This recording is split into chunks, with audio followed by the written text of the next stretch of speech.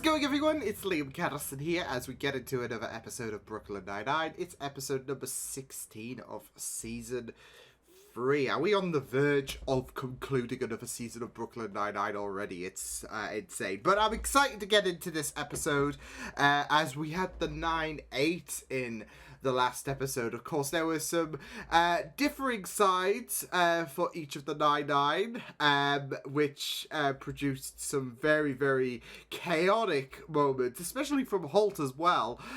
So it was just really, really great stuff. Them being, I think it was another district, if I recall from a comment on mine on Patreon, because I wasn't really sure what the 9-8 were in regards to, are they a lower division or whatever, but someone clarified it for me, so awesome stuff. But, yeah, excited to get into this episode, so with that said, let's get into episode number 16 of season 3 for Brooklyn Nine-Nine. Let's go. Oh no, I ate the chocolate-covered strawberry. That's the most intimate snack of them all. Holt's gonna be back from his meeting in 30 minutes. What do we do?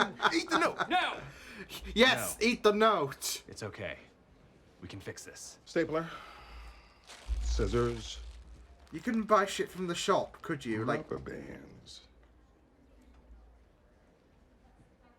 That man really knows me. It worked! What the fuck? What the fuck? Okay, I'll roll with it. Our house mouses. They do paperwork and they're good at it. They don't go out in the field. Boyle, you take the celebrity case. Oh. Instead of Jake? Have you lost your damn mind? Swapsies. I'm so sorry, Jake. I don't know. Needles? I don't like being stabbed by someone so they can steal my blood. I'm crazy. This is amazing. You know what? You're scared I of don't something blame you, I'm not. Rosa. I'm tougher than you. I'm tougher than Rosa. I take it back. I'm sorry. I was gonna say, choose your words carefully, okay. Amy. We all of womankind. Ugh, that sounds terrible, but I'm in. Exciting. Fine, I'll do it too. Guys, I'll let come someone on. stab me. I really think this will be good for. Oh wait, We're doing my thing? Okay. You won. Take the Thanks for take the taking us to dub. lunch, Jake. Terry thinks you guys are too old and too lazy to handle this, but I know what you're really made of. You're gonna take this case and prove him wrong. Oh, this is gonna go down terribly. We're still gonna eat lunch, right?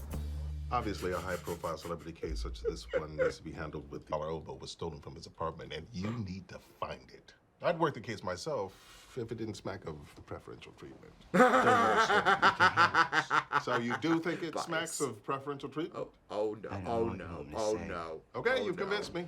I'll work the case with you. Oh, he had to find a leeway to get involved in this shit. I think you... What'd you do? Well, He's gonna go flying in a they minute. have given that very huge drug case to Hitchcock and Scully. What? In my defense, I was pretty There's sure no you were never gonna defense. find out. Oil man from Dallas, Texas, with ties to the cowboy mafia. Oh, well. This is Hitchcock's gonna my work. middleman. This shit's gonna Reno, work. Vegas. Mobster from Reno, Las Vegas. I said my oh boy too soon. In 20 minutes, he's going in totally alone, unarmed, without a cell phone, to meet with one of their guys to set up a buy. So, how do you like our plan now? It's a disaster, man. We gotta It's stop gonna it. work. Disaster? Please, come on in. I'll show you the back room where they broke in. You're an incredibly gracious host, Mr. Weisselbraun. Wow, that pronunciation is flawless. I It's must fun- admit, yeah, I'm I a love it, bit, fanboying. Weisselbrauniac. I saw you Liberally. perform Bach Big Prince. I'm making myself primary detective on this case. I get it though, Holt. I get it. Picture the two of us together. Make sure we're laughing.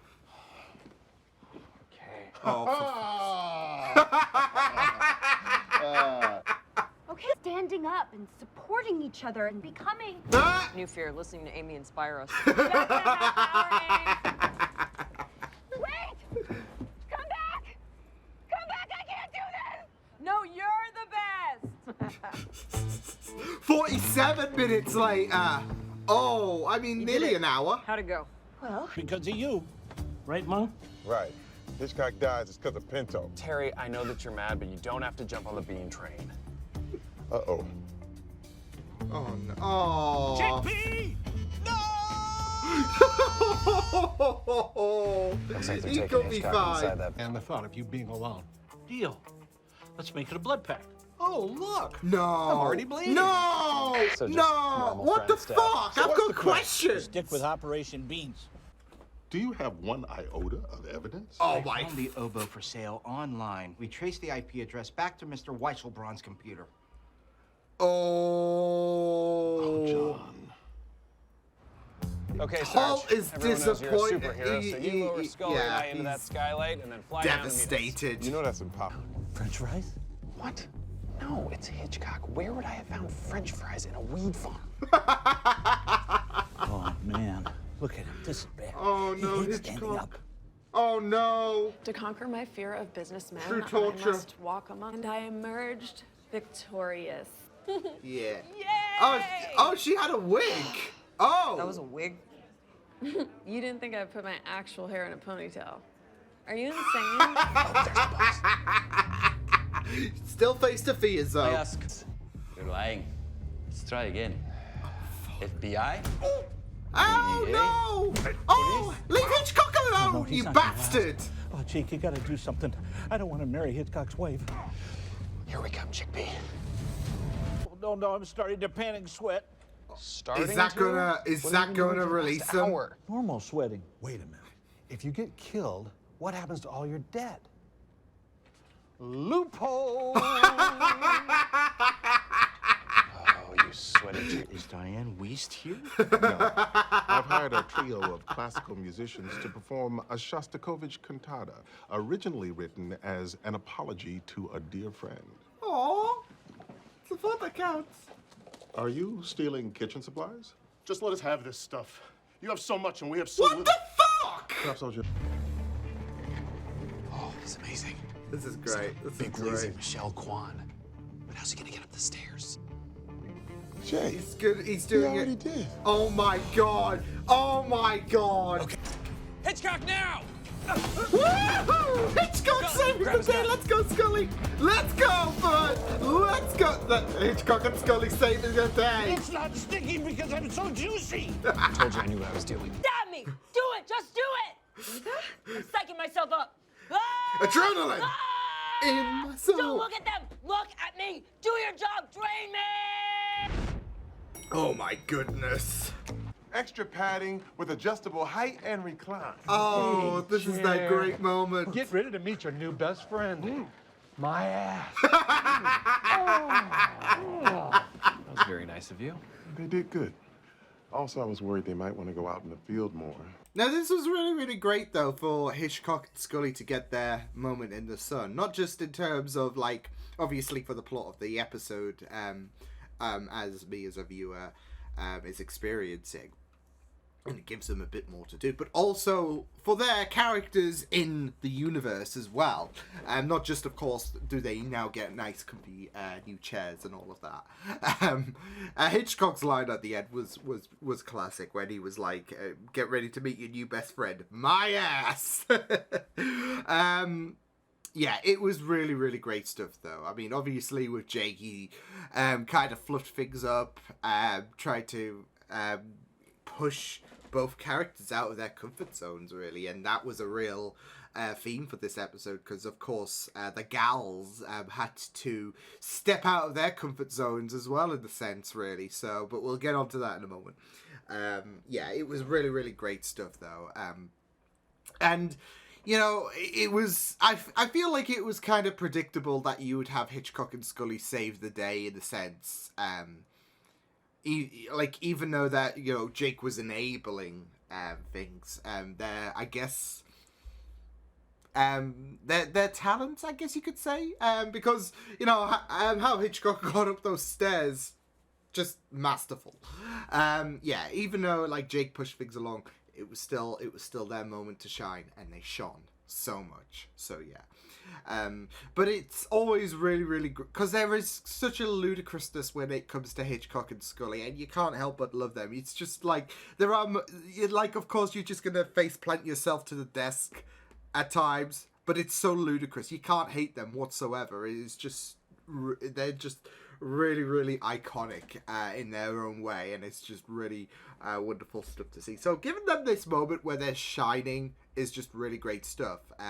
And like I said, they've had moments in Brooklyn Nine-Nine where they have shone, where You know, they have proven themselves to be proficient when they want to be, but of course they're really comfortable. Like it does, like when it came to that moment where they were sparred off with Amy, I think it was, and you know, they were being very, very good at their jobs. They found comfort in terms of, you know, being a bit more lax and all of that, and yeah. And it's the same here with this episode, with them just being comfortable about where they are, like doing their jobs in their chairs and all of that. They don't have to go out into the field. It's a win-win for them. So, and Jake really took them out of their comfort zone. So, and so, like, it could have come to a point where Scully had to marry Hitchcock's wife and all of that, which was just nuts. So, yeah, I think there was ambiguity in one episode where, I think it was Scully, where he was talking about someone, he was with someone. He mentioned a name, and there was ambiguity in regards to his did he mean his pet or his partner, etc. So yeah, but I really loved that bit. So much. So yeah. But it was just really fun stuff to see. Just fun stuff to see that story play out. And like I said, getting more and more Hitchcock and Scully at the forefront. So yeah, with their special like abilities coming to fruition. So yeah, awesome stuff at the end of the day with that story. As well was, like I said, the gals facing their fears. And I really loved it so much. Like Amy was getting a bit too confident as well in this episode because of the fact that she was challenging Rosa twice. Like she said that she was stronger than her on one occasion, and it's like, yeah, choose your next words carefully and all of that. So yeah, and then she really snapped at Rosa when it was Amy's turn to face her like claustrophobia. So yeah, and obviously that has some relation to being out of your comfort zone, because you know no one likes to really challenge their phobias and all of that. Like with Rosa, I could relate so much because not to say that I have a phobia with them now, but I used to hate needles. And you know that it's I don't know if it's because of the fact that it was a thing with me for such a long time where I hated needles, but I'm more so used to them now, especially when COVID was around. Obviously you kept having to get jabbed and all of that, and I mean I got a bit used to it in a sense, but I still had to look away. And it's just like, because it's like, oh, there's this sharp object going into your body and all of that, and it's like, but even when I had to have blood taken as well, it was like, so, yeah, I was just stabbed with quite a few things within these past few years, because it was either COVID vaccines, or it was either I had to get my blood taken, etc. So, but it still doesn't diminish any kind of like worries, even though I don't have I'm not scared now. It's there's still that side of me that's like, I can't look. I don't want to look at the needle going into me, so I'm just gonna look away. And then because if I look, I'll just think I'll probably just panic a bit more, or I'll just think it'll hurt a bit more. So yeah, but I could understand Rosa. So but I gotta say I loved her reaction when it came to her getting her blood taken. She's like, do it, stab me, trade me for my blood, etc. So just the way she was just hyping herself up. She was just like, come on, do it. Are you scared? So because I'm not. Oh man, I love Rosa so much. But Gina blew me away in terms of like the fact that she confronted those business people as well. But the thing that really, really blew me away wasn't obviously her confronting her fear. It was the wig. I wouldn't have suspected it for a second. So, but I guess no one else did as well. But, you know, she had a valid point, I guess. So, yeah. And of course, Holt was just, left disappointed with the Weiselbron, I think that's it, yeah. With the musician, of course, and how he staged that situation for a bit of insurance money. So yeah, and I did love the fact that you had Holt and Boyle being paired up, and obviously you had Holt hyping up this celebrity, and everyone's scratching their heads like, who? So there's gonna be one person who will have known him, and it's like, oh my god. So yeah, but you know what? I was Boyle wasn't as impressed and all of that, and you saw Holt fanboying, which was really, really awesome to see. It's a side from Holt you just never expect to see, but here we are. And it's just so funny, and you just saw him have nothing but high praise for him. Boyle wasn't impressed and all of that. There was a moment where he's like, you just insulted him, basically. Like I said, I get it. Anyone that insults David Bowie, I will throw fucking hands. I will throw knives. I will not let that shit slide. Oh, man. No, I'm just thinking back to that tweet that I just mentioned because everyone was pissed. Everyone was like, oh, fuck, no, you didn't. And, me being a big Bowie fan, I was ready to turn into Stone Cold Steve Austin. I'll just say that. No, it did really, really suck. But I guess the moral of that story was if I could get my words out, the moral of that story is don't trust classic musicians. They're savages. No, but this was really, really neat stuff. So yeah, I will see you guys next time. Hope you guys enjoyed this reaction. You can check my videos on the right if you want to check out more of my content. You can also subscribe to my media feeds and channel if you want to. Hope you guys enjoyed this reaction. Hope you guys take care, and I will see you guys next time. Toodles!